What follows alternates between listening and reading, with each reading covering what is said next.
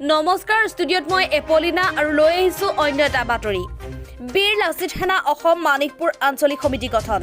বঙাইগাঁও জিলাৰ মানিকপুৰত আজি 2 অক্টোবৰ তাৰিখে মানিকপুৰ উন্নয়ন খণ্ডৰ প্ৰেক্ষাগৃহত দিনৰ 11 বজাত এখন সাধাৰণ সভা অনুষ্ঠিত কৰা হয়।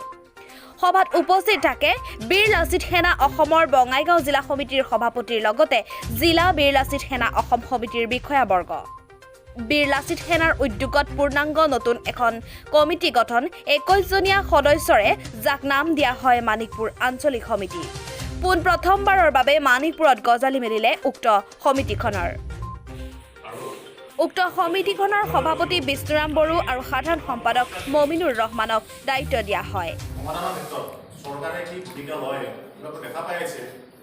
পুলিচৰ চাকৰিৰ ক্ষেত্ৰত 2 নম্বৰী হৈ গ'ল, নিউজ ওলালে বঙাইগাঁৱৰ পৰাই হয়, আকিয়া চাঙৰ নাম ওলালে, মুখনিখনৰ নাম ওলালে।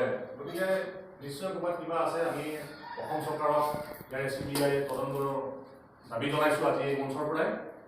আমাৰ সাংবাদিক বন্ধুক অনুৰোধ জনাম তেওঁ যেন এইখিনি কথা অলপ আগবঢ়াই নিয়ে যে পুলিচৰ যিটো নিযুক্তি প্ৰক্ৰিয়া সেইটো এটা CBI তদন্ত দিয়ক।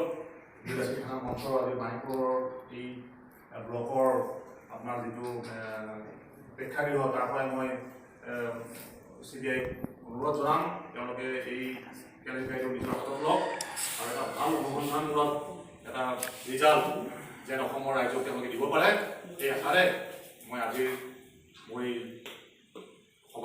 মোৰ এই উপস্থিত যিখন সভা অনুষ্ঠিত হৈছে এই সভাখনে ইতিমধ্যে সামৰি মাৰিলোঁ বুলি। মানিকপুৰৰ পৰা মন্টু কুমাৰ মহন্তৰ ৰিপৰ্ট, দৈনিক টাইম।